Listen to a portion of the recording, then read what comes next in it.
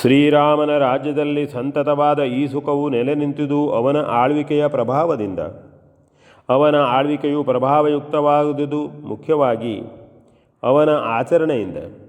ಹೀಗಾಗಿ ರಾಮರಾಜ್ಯಕ್ಕೆ ಅವನ ನಡವಳಿಯೇ ಮುಖ್ಯವಾಗಿದ್ದಿತೆಂಬುದನ್ನು ಒಪ್ಪಲೇಬೇಕಾಗಿದೆ. ಮರ್ತ್ಯದಲ್ಲೇ ಅಮೃತತ್ವವನ್ನು ಅನುಭವಿಸಲು ಧರ್ಮವೊಂದೇ ಸಾಧನವು ಎಂಬುದನ್ನು ತಿಳಿದ ಶ್ರೀರಾಮನು ಅದನ್ನೇ ತನ್ನ ಜೀವನದ ಧ್ಯೇಯವಾಗಿಟ್ಟುಕೊಂಡು ಅಂತೆಯೇ ಆಚರಿಸಿದನು. ಧರ್ಮ ವಿರಹಿತವಾದ ಅರ್ಥ ಕಾಮಗಳಾಗಲಿ ಮತ್ತೇನೇ ಇರಲಿ ಒಂದು ತನಗೆ ಬೇಡವೆಂದೇ ನುಡಿದು ನಡೆದವನು ಅವನು. ಹಾಗೆಯೇ ತನ್ನ ಅರ್ಹತೆಯಿಂದ ಧರ್ಮಯುಕ್ತವಾಗಿ ಪ್ರಾಪ್ತವಾಗತಕ್ಕ ಸರ್ವವು ತನಗೆ ಬೇಕು ಎಂದವನು. ಹಾಗೆಯೇ ಪಡೆದವನು ಅವನು. ತಾನು ಹೇಗೆ ಆಚರಿಸುತ್ತಿದ್ದನೋ ಅಂತೆಯೇ ಆಚರಿಸುವಂತೆ ನೇಮಿಸುತ್ತಿದ್ದನು. ತಾನೆಂದಿಗೂ ಧರ್ಮವನ್ನು ಮೀರುತ್ತಿರಲಿಲ್ಲ. ಮೀರಿದವರನ್ನು ಶಿಕ್ಷಿಸುತ್ತಿದ್ದನು. ಶಿಕ್ಷಿಸುವಲ್ಲಿ ವಾಲಿರಾವಣವರಿಗೆ ಹೇಗೆ ಶಿಕ್ಷೆಯನ್ನಿತ್ತನೋ ಅದೇ ರೀತಿ ಶಿಕ್ಷಣಭೂಯಿಷ್ಠವಾದ ಶಿಕ್ಷೆಯನ್ನೇ ವಿಧಿಸುತ್ತಿದ್ದನು. ಅದೇ ನೀತಿಯಿಂದ ತನ್ನ ರಾಜ್ಯವನ್ನು ಆಳುತ್ತಿದ್ದನು.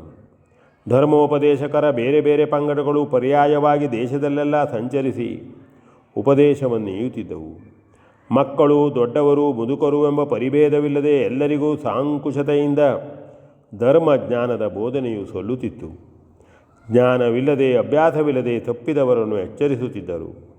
ಮಾತ್ರವಲ್ಲ, ಪ್ರತಿಯೊಬ್ಬನ ನಡತೆಯನ್ನು ದಕ್ಷತೆಯಿಂದ ಗಮನಿಸಲಾಗುತ್ತಿತ್ತು.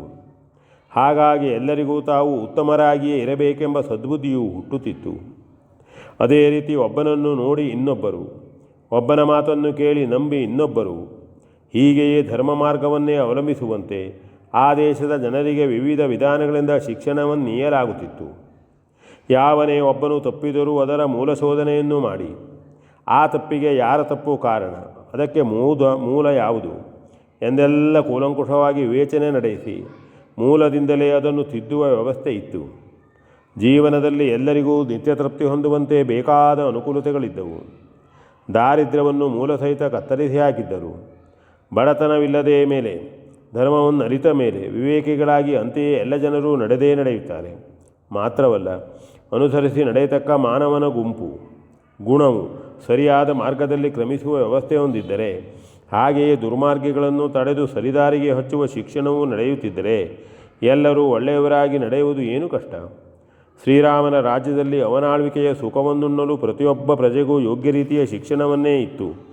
ಆದರ್ಶವನ್ನೇ ತೋರಿಸಿ ಆ ಸುಖದ ಹೊಲವನ್ನು ಕಾಣಿಸಿಕೊಟ್ಟು ಅಂತೆಯೇ ಅವರನ್ನು ಸಿದ್ಧಗೊಳಿಸುವ ವ್ಯವಸ್ಥಾಪನೆಯೇ ಮುಖ್ಯವಾಗಿದ್ದಿತ್ತು.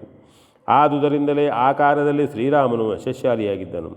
ಪ್ರಜೆಗಳ ಸಂಪತ್ತನ್ನು ರಕ್ಷಿಸಿದಂತೆಯೇ ಬುದ್ಧಿಯನ್ನು ರಕ್ಷಿಸುವ ಆಳ್ವಿಕೆಯು ಎಲ್ಲಿದೆಯೋ ಅಲ್ಲಿ ಮಾತ್ರ ಸದಾ ರಾಮರಾಜ್ಯದ ಸುಖವು ಶಾಶ್ವತವಾಗಿರಬಲ್ಲದು. ಆಳುವವನು ಧರ್ಮಯುಕ್ತವಾಗಿ ತಾನು ಹೇಗೆ ಆಳಬೇಕೋ ಹಾಗೆಯೇ ನಡೆದು ಇನ್ನಿತರರು ನಡೆಯುವಂತೆ ಮಾಡಿ ಆಳಬೇಕು. ಅದು ಶ್ರೀರಾಮನ ಆಳ್ವಿಕೆ. ತಾನು ಅರಿತೇ ಇಲ್ಲದುದನ್ನು ಇತರರಿಗೆ ಹೇಗೆ ಹೇಳುವುದು? ತಾನು ಮಾಡದೇ ಇರುವುದನ್ನು ಇತರರು ಮಾಡುವಂತೆ ಹೇಳುವುದು ಯಾಕೆ?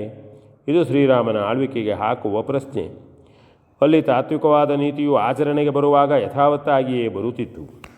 ನೀತಿಯೊತ್ತೊಟ್ಟು ಅರಸನ ಆಚರಣೆಯೊತ್ತೊಟ್ಟು ಅವನ ಆಳ್ವಿಕೆ ಇನ್ನೊತ್ತಟ್ಟು ಎಂದಾಗುತ್ತಿರಲಿಲ್ಲ.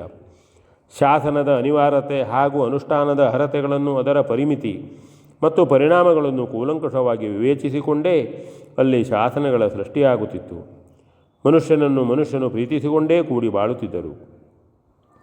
ಹಾಗೆ ಮಾನಸಿಕವಾಗಿ ಹದಗೊಳ್ಳುವ ಶಿಕ್ಷಣದ ಮೂಲಕವೇ ಸತ್ಪ್ರಜಾಕೋಟಿಯನ್ನು ಸಿದ್ಧಗೊಳಿಸಿ ಶ್ರೀರಾಮನು ರಾಜ್ಯಭಾರ ಮಾಡುತ್ತಿದ್ದನು. ರಾಮರಾಜ್ಯದ ಸುಪ್ರಜಾಹರತೆಯೇ ಶ್ರೀರಾಮಚಂದ್ರನ ಸದ್ಧರ್ಮ ರಾಜ್ಯ ಪರಿಪಾಲನೆಯ ದ್ಯೋತಕವಾಗಿ ಪರಿಣಮಿಸಿತು. ತನ್ನ ರಾಜ್ಯದ ಜನರನ್ನು ತನ್ನಂತೆಯೇ ಎಂದು ಭಾವಿಸುತ್ತಿದ್ದುದು ಮಾತ್ರವಲ್ಲ, ಆ ಮಹಾನುಭಾವನು ಅಂತೆಯೇ ತಿದ್ದಿ ನಡೆಸಿ ರೂಪಿಸಿಕೊಳ್ಳುತ್ತಿದ್ದನು ಕೂಡ. ತಂದೆಗೆ ಮಗನಾಗಿ ತಾನು ಹೇಗೆ ವನವಾಸಿಯಾಗಿದ್ದೆನೋ ಹಾಗೆಯೇ ರಾಜ್ಯಕ್ಕೆ ರಾಜನಾಗಿ ಪುರುಷೋತ್ತಮನಾದ ಶ್ರೀರಾಮಚಂದ್ರನು ರಾರಾಜಿಸುತ್ತಿದ್ದನು. ಕಾಲವು ಒಂದೇ ಸಮನೆ ಹೀಗೆ ಸಾಗುತ್ತಿತ್ತು. ಪವಿತ್ರವಾದ ನಮ್ಮ ವಂಶವು ಕುಡಿವಡೆಯುವುದು ಎಂದು ಕೌಸಲ್ಯಾದಿಗಳು ದಿನವಿಡದೆ ಆಲೋಚಿಸುತ್ತಿರಲು ಶ್ರೀರಾಮನ ಪ್ರೇಮಸ್ವಾತಿಯ ಹನಿಯು ಸೀತಾದೇವಿಯ ಗರ್ಭದಲ್ಲಿಳಿದು ಮನುವಂಶದ ಮುತ್ತಾಗಿ ಬೆಳೆಯತೊಡಗಿತು. ಆ ಲಕ್ಷಣಗಳನ್ನು ತಿಳಿದ ತಾಯಿಯರು ರಾಮನನ್ನು ಕರೆದು ಅದನ್ನೊರೆದು ತಮ್ಮ ಸಂತೋಷವನ್ನು ತೋಡಿಕೊಂಡರು. ತಮ್ಮ ಮಹಾರಾಣಿಯು ಗರ್ಭವತಿ ಎಂಬುದನ್ನರಿತ ಸಕಲ ಪ್ರಜಾಪರಿವಾರಗಳು ಮೇಘಸ್ತೋಮವನ್ನು ಕಂಡ ಮಯೂರತತಿಯಂತೆಯೇ ಅತ್ಯಾನಂದದಿಂದ ಕುಣಿಯತೊಡಗಿದವು. ತನ್ನರಸನ ಪ್ರಜಾಪಾಲನೆಯನ್ನು ಹಾಗೂ ಸದ್ವಂಶವನ್ನು ಮುಂದೆಯೂ ಬೆಳೆಸಕ್ಕ ಹೊಣೆಯನ್ನು ಜತೆಯಾಗಿ ತಾನು ಹೊತ್ತಿದ್ದಳೆಂಬಂತೆ ಶ್ರೀರಾಮನರಸಿಯು ರತ್ನಗರ್ಭೆಯಂತೊಪ್ಪಿ ಆ ಲಾಂಛನವನ್ನು ಮೈಮುಖಗಳಲ್ಲಿ ತಳೆದು ರಾರಾಜಿಸಿದಳು. ತಾನಿನ್ನು ಪಿತೃಋಣದಿಂದ ವಿಮುಕ್ತವಾಗುವ ಕಾಲವು ಬಹುದೂರದಲ್ಲಿಲ್ಲವೆಂದು ಶ್ರೀರಾಮನು ಒಳಗೊಳಗೆ ಸಂತಸಗೊಂಡನು. ದಿನ ಮಾಸಗಳು ಒಂದೊಂದಾಗಿ ಕಳೆದಂತೆ ಪೂಂಸವನ ಸೀಮಂತಾದಿ ಕರ್ಮಗಳು ಯಥಾವತ್ತಾಗಿ ಪೂರೈಸಲ್ಪಟ್ಟವು. ಅತ್ತೆಯರು ಅಡಿಗಡಿಗೆ ಬಯಕೆಯನೆಂದು ಕೇಳಿ ಕೇಳಿ ಪೂರೈಸಿಕೊಡಲು ಉದ್ಯುಕ್ತರಾದರು. ಹಾಗೆಯೇ ಮಾಡೆಂದು ಶ್ರೀರಾಮನಿಗೂ ಹೇಳತೊಡಗಿದರು. ರಾಜಕಾರ್ಯಗಳನ್ನೆಲ್ಲ ಪೂರ್ವಾನ್ನದಲ್ಲೇ ಪೂರೈಸಿ ಶ್ರೀರಾಮನು ಮತ್ತುಳಿದ ಕಾಲವನ್ನು ಸೀತೆಯೊಂದಿಗೆ ಕಳೆದು ಆಕೆಯ ಹರ್ಷವನ್ನು ಅಡಿಗಡಿಗೆ ಹೆಚ್ಚಿಸುತ್ತಿದ್ದನು. ಸಂಜೆಯ ಹೊತ್ತಿನಲ್ಲಿ ಅರಮನೆಯ ಪುಷ್ಪವಾಟಿಗೆ ನಡೆದು ಅಲ್ಲಿಯ ಸುಂದರ ಲತಾಮಂಟಪಗಳನ್ನು ಹೊಕ್ಕು ಬಹಳ ಹೊತ್ತು ವಿಶ್ರಮಿಸುತ್ತಿದ್ದರು. ಅರಳಿದ್ದ ಹೂಗಳನ್ನೇರಿ ಮಕರಂದವನ್ನು ಹೀರಿ ಹಾರುತ್ತಿರುವ ಮರಿದುಂಬಗಳನ್ನು ನೋಡಿ ಆ ಮಧುರ ಝೇಂಕೃತಿಯನ್ನು ಆಲಿಸುತ್ತಾ ಶ್ರೀರಾಮನು ತನ್ನಾಕೆಯ ಮುಂಗುರುಳುಗಳನ್ನು ಕೈಮುಟ್ಟಿ ತಿರುಗುತ್ತಿದ್ದನು. ಬೀಸುವ ತಂಗಾಳಿಗೆ ಮೈಯನ್ನೊಡ್ಡಿ ತೂಗಿ ತೊನೆಯುತ್ತಿದ್ದ ಕೊನರ ಕುಡಿಗಳನ್ನು ಕಂಡು ತನ್ನರಸಿಯ ಬೆನ್ನಿಗೆ ಭುಜದ ದಂಡವನ್ನು ಆನಿಸಿ ಆದರಿಸುತ್ತಿದ್ದನು. ಹಾಗೆಯೇ ಹಾರುವ ನೆರಿಯನ್ನು ಜಾರುವ ಸೆರಗನ್ನು ಅಡಿಗಡಿಗೆ ತಿದ್ದಿಕೊಂಡು ಕದಪನ್ನು ಸವರಿ ಗಲ್ಲವನ್ನು ಹಿಡಿದಾಡಿಸಿ ನಕ್ಕು ನಗಿಸುತ್ತಿದ್ದನು. ಸೀತೆಯೂ ತನ್ಮೇಳಾಗಿ ತನ್ನರಸನ ಪೂರ್ಣಾನುರಾಗವನ್ನು ಹೊಂದಿ ರಂಜಿಸುತ್ತಿದ್ದಳು. ಇಬ್ಬರೂ ಏಕಾಸನ ಮಂಡಿತರಾಗಿ ಒಬ್ಬರಿನ್ನೊಬ್ಬರ ಭುಜದ ಮೇಲೆ ಕೈಯನ್ನೇರಿಸಿ ಅರಳಿದ್ದ ಹೂವುಗಳನ್ನು ಹಾರುವ ಕಾರಂಜಿಯನ್ನು ನೋಡಿ ಆನಂದಗೊಳ್ಳುತ್ತಿದ್ದರು. ತಿಳಿಗೊಳದ ಬಳಿ ನಿಂತು ಪ್ರತಿಬಿಂಬವನ್ನು ಕಂಡು ಒಬ್ಬರಿನ್ನೊಬ್ಬರ ಮುಖಗಳನ್ನು ಕಂಡು ನಗುತ್ತಿದ್ದರು. ಹೂ ಹೊತ್ತ ಹೋದರನ್ನು ಮುಟ್ಟಿ ಕೈ ಹಿಡಿದು ಸಂಚರಿಸಿ ನಾನಾ ಕುಸುಮರಾಜಿಯನ್ನು ಸುತ್ತುವರೆದು ಆ ಕಂಪು ಸೊಂಪುಗಳನ್ನು ಯಥೇಚ್ಛವಾಗಿ ಸವಿಯುತ್ತಿದ್ದರು. ಹಾಯಾಗಿ ನಡೆಯುತ್ತಿದ್ದರು.